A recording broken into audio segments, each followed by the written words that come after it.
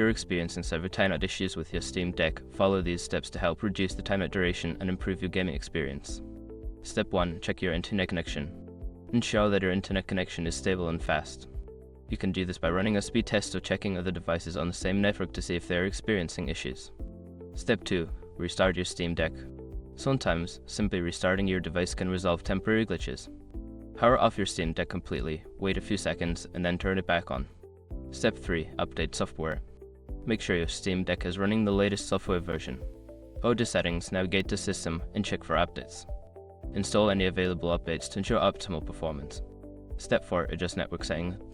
Access your network settings and consider changing your DNS settings to a more reliable server such as Google DNS 8.8, 8.8, and 8.8 4.4.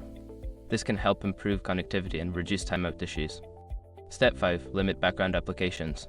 Close any unnecessary applications running in the background that might be using bandwidth. This will free up resources and help maintain a stable connection while gaming.